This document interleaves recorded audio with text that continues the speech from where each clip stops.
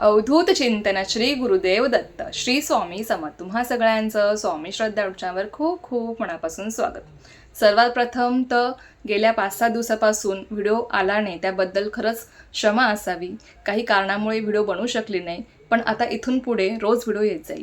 आता आपण बघा, आजच्या व्हिडिओमध्ये आपण बघणार आहोत सगळ्यात महत्त्वाची माहिती, ती म्हणजे श्रावण सोमवारी भगवान शंकरांची कशी पूजा करावी, भगवान शंकरांच्या पिंडीवर अभिषेक कसा करावा, पूजा कशी करावी, ही संपूर्ण माहिती आपण बघणार आहोत.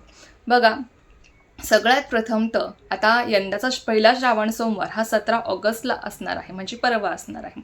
आता या दिवशी शिवमुठ ही तांदूळ आहे आणि आपण त्याचबद्दल माहिती बघणार आहोत की शिवपिंडीवर अभिषेक कसा करावा, कोणत्या सेवा कराव्यात, शिवमुठ कशी अर्पण करावी, शिवमुठ अर्पण करताना कोणता मंत्र बोलावा, ही संपूर्ण माहिती आपण आठवड्यामध्ये जाणून घेणार आहोत. तर बघा, सगळ्यात प्रथम तुम्हाला आता शिवपिंडीवर अभिषेक करायचा म्हटलं की तुमच्या घरामध्ये शिवपिंड असणं अत्यंत महत्त्वाचं आहे. ज्यांच्याकडे नाही आहे त्यांनी नक्कीच या श्रावण महिन्यामध्ये शिवपिंड घ्यावी. आणि शिवपिंड तुम्ही कुठल्याही धातूची घेऊ शकता, काहीच हरकत नाही. फक्त पिंडीवर नाग नसावा आणि समोर नंदी नसावा. फक्त आपल्याला शिवपिंड घ्यायची असते आणि त्याची स्थापना आपल्या देवघरामध्ये आपल्याला करायची असते. आता बघा, जर तुमच्याकडे शिवपिंड नसेल तर तुम्ही तुमच्या जवळपासच्या मंदिरात जाऊन सुद्धा शिव मंदिरात जाऊन सुद्धा तुम्ही अभिषेक करू शकता, सेवा करू शकता. पण या श्रावण महिन्यामध्ये आणि त्यातल्या त्या श्रावण सोमवारी मंदिरामध्ये इतकी प्रचंड गर्दी असते की आपल्याला साधं पाणीसुद्धा भगवान शंकरांच्या पिंडीवर अर्पण करता येत नाही. मग अशा वेळी जर आपण घरच्या घरी जर अभिषेक केला, पिंडीवर सेवा केला, तर अर्थात आपली सेवा ही मनापासून घडते आणि अगदी निवांतपणे आपण सेवा करू शकतो, जेणेकरून आपल्याला जे समाधान मिळतं ना, ते वेगळंच असतं. असं अजिबात नाही की तुम्ही मंदिरात जाऊ नका. अर्थात तुम्ही मंदिरात जा, दर्शन घ्या, कारण की तिथली सात्विकता ही खूप असते. तिथे जे काही सात्विक लहरी असतात ना, त्या खूप जास्त प्रमाणामध्ये असतात आणि तिथे आपण जी काही सेवा करतो ना, त्याचं फळ आपल्याला खूप पटीने मिळत असतं.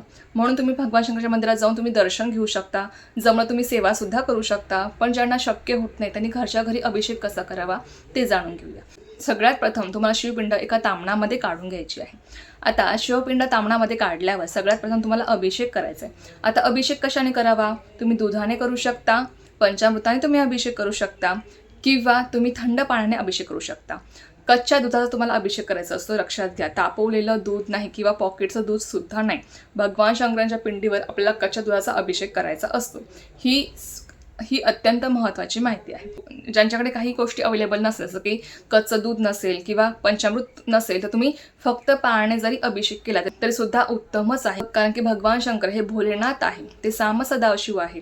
त्यांना आपण लोटाभर जल जरी अर्पण केलं तरी सुद्धा ते आपल्या भक्तांना प्रसन्न राहत असतात आणि त्यांचा आशीर्वाद आपल्याला प्राप्त होत असतो.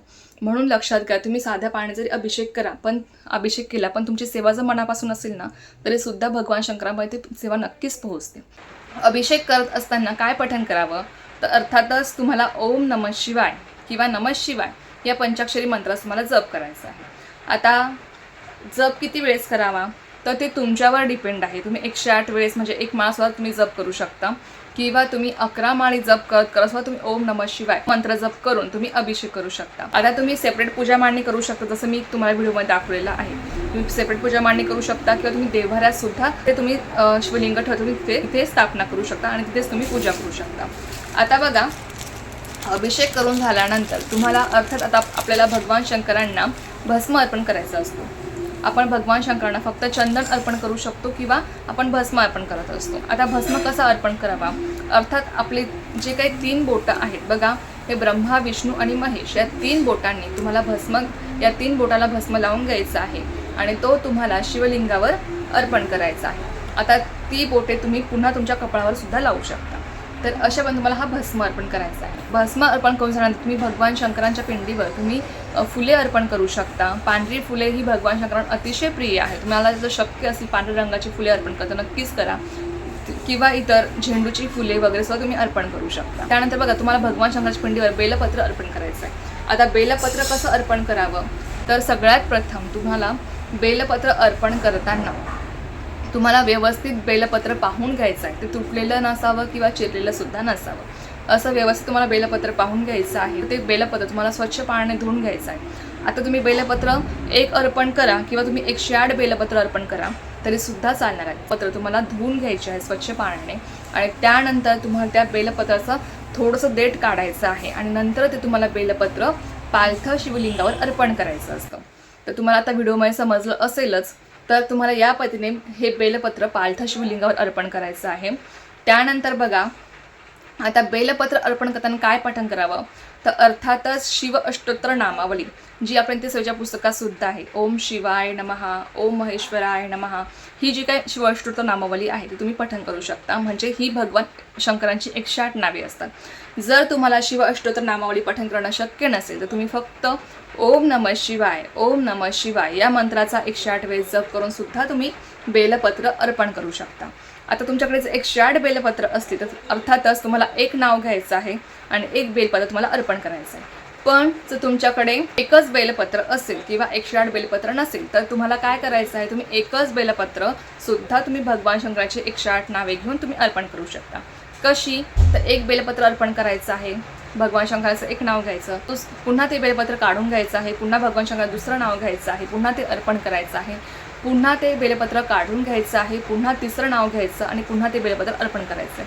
म्हणजे अशा पण तुम्ही एकच बेलपत्र भगवान शंकरांच्या पिंडीवर 108 वेळेस 108 त्यांची नावे घेऊन सुद्धा अर्पण करू शकता. आता बघा, त्यानंतर तुम्हाला शिवमूठ अर्पण करायची असते. आता शिवमूठ पहिल्या सोमवारी आहे तांदळाची, तर तुम्हाला तांदळाची शिवमूठ अर्पण करायची आहे. शिवमूठ अर्पण करणं हे अतिशय महत्त्वाचं मानलं गेलं. काही जण तर व्रत करत असतात शिवमूठ अर्पण करण्याचं, कोणी 5 वर्ष करतं, कोणी आपल्या इच्छेनुसार हे व्रत करत असतात. आता शिवमूठ कशी अर्पण करावी, तर बघा, तुम्हाला हातामध्ये तांदूळ घ्यायचे आहेत. आता अर्थात तांदळाची शिवमूठ आहे त्यामुळे आपल्या हातामध्ये तांदूळ घ्यायचे आहेत.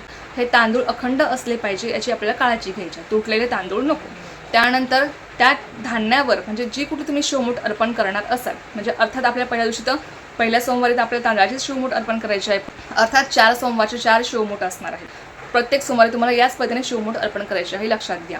जे कुठलं धान्य आहे ज्या सोमवारचं ते तुम्हाला हातामध्ये घ्यायचं आहे. त्यानंतर तुम्हाला त्यामध्ये चमचाभर पाणी घालायचं आहे आणि त्यानंतर ती शिवमूठ तुम्हाला भगवान शंकरांच्या पिंडीवर अर्पण करायची आहे. आणि ही शिवमूठ अर्पण करताना तुम्हाला पुढचा मंत्र म्हणायचा आहे. शिवा शिवा महादेवा माझे शिवमूठ ईश्वरा देवा, दीद जावा ननंद भरतारा, नावडतीची आवडती करे देवा. नंतर तुम्हाला भगवान शंकरांची अर्थात तुम्हाला आरती करायची आहे. आता आरती कोणती करायची, तर आपल्या नित्यसेवेच्या पुस्तकात सुद्धा आरती दिलेली आहे, किंवा तुमच्याकडे जी कुठली भगवान शंकरांची आरती असेल तुम्हाला करायची आहे. सगळ्यात आधी गणपती बाप्पांची आरती करायची, त्यानंतर तुम्हाला भगवान शंकरांची आरती करायची. आरती करताना तुम्हाला कापूर जाळायचा आहे, त्यानंतर तुम्हाला धूपदीपाने त्यांना ओवाळायचं आहे. व्यवस्थित आपल्या घरातलं वातावरण हे प्रसन्न झालं पाहिजे अशी तुम्हाला अगदी मनापासून भगवान शंकरांची सेवा ही पूजा तुम्हाला करायची आहे. आता बघा, ही सगळी पूजा वगैरे करून झाल्यानंतर तुम्हाला काय करायचं आहे, अर्थात त्यानंतर तुम्ही भगवान शंकरांच्या सेवा दिवसभरामध्ये कधी करू शकता. भगवान शंकरांच्या सेवा कोणत्या करायच्या, सगळ्यात बघा, भगवान शंकर सेवेमध्ये सगळ्यात प्रभावी सेवा आहे ती म्हणजे रुद्राभिषेक. मी तुम्हाला उद्याच्या व्हिडिओमध्ये भगवान शंकराच्या पिंडीवर रुद्राभिषेक कसा करावा हे नक्कीच सांगेल. त्यानंतर बघा, दुसरी सेवा म्हणजे शिवलीलामृत ग्रंथ तुम्हाला पारायण करायचं आहे. जर तुम्हाला शक्य असेल तुम्ही शिवलीलामृत ग्रंथाचं तुम्ही रोजचे 2-2 अध्याय वाचू शकता. तुम्ही 15 अध्याय जे आहेत तुम्ही संपूर्ण दिवसभरामध्ये ते वाचू शकता. पण बघा, ते अध्याय मोठे आहेत त्यामुळे आपल्याला वेळ जास्त लागतो. तर अशा वेळेस तुम्ही 7 दिवसामध्ये रोजचे 2-2 अध्याय वाचून तुम्ही हे पारायण पूर्ण करू शकता तुमच्या इच्छेनुसार. ज्यांना शिवलीलामृत ग्रंथाचं पारायण करणं शक्य होत नाही त्यांनी शिवलीलामृत ग्रंथाचा 11वा अध्याय पठण करावा, जेणेकरून आपल्या मुलांना दीर्घायुष्य मिळतं. त्याचबरोबर दुसरी गोष्ट म्हणजे प्रत्येक संकटातून आपलं रक्षण होतं आणि शिवलीलामृत ग्रंथाचं पारायण केल्याचं आपल्याला संपूर्ण फळ मिळतं. तर ज्यांना पूर्ण पारायण करणं शक्य नाही त्यांनी फक्त 11वा अध्याय पठण केलं तरी सुद्धा चालणार आहे, काहीच हरकत नाही.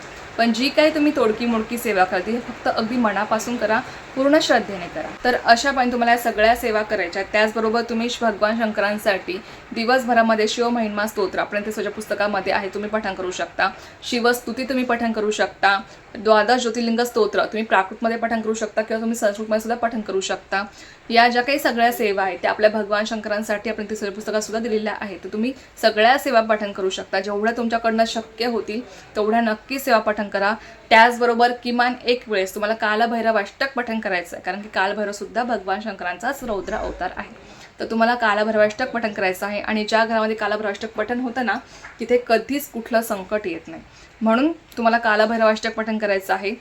त्यानंतर तुम्हाला महामृत्युंजय मंत्र ओम त्र्यंबकम यजामहे सुगंधिं पुष्टिवर्धनम उर्वा रुक्मिय बंधनात मृत्युमोक्षीयमामृतात, हा जो काय महामृत्युंजय मंत्र आहे तुम्हाला जप करायचा. आता तुम्ही हा मंत्र किती वेळेस जप करू शकता? तुम्ही 11 वेळेस जप करा, 21 वेळेस जप करा किंवा 108 वेळेस तुम्ही जप करू शकता. तुमच्या इच्छेनुसार तुम्हाला जेवढं शक्य आहे तेवढं तुम्हाला सेवा करायची आहे. तर या सगळ्या सेवा आपल्याला दिवसभरामध्ये करायच्या आहेत. त्यानंतर बघा, तुम्हाला ही शिवमूठ दुसऱ्या दिवशी तुम्ही काढून घेऊ शकता किंवा तुम्ही त्याच दिवशी सुद्धा काढली, पूजा करून झाल्यानंतर सुद्धा चालणार आहे, काहीच हरकत नाही. तर तुम्हाला ती शिवमूठ एखाद्या गरजू व्यक्तीला तुम्हाला त्यामध्ये अजून तांदूळ वाढवून तुम्हाला ती दान करायची असते. त्यानंतर जे काही बेलपत्र आहेत, फुले आहेत, ते तुम्ही निर्माल्यामध्ये टाकू शकता किंवा बेलपत्र तुम्ही पुन्हा पुन्हा वापरू शकता जोपर्यंत ते खराब होत नाही तोपर्यंत. तर अशा मग तुम्हाला ही उत्तरपूजासुद्धा करायची असते. तर चला, आजच्या व्हिडिओ फक्त एवढंच होतं. तर झालेली सेवा मी स्वामी मांच्याने रुजू करते आणि आजचा व्हिडिओ तेच थांबवते. तुम्हाला ही माहिती आवडली असेल तर व्हिडिओला लाईक, शेअर, सबस्क्राईब करायला विसरू नका. पुन्हा भेटूया अशाच एका नवीन व्हिडिओसोबत किंवा नवीन सोबत. तो पण सर्वांना श्री स्वामी समर्थ. जय जय स्वामी समर्थ.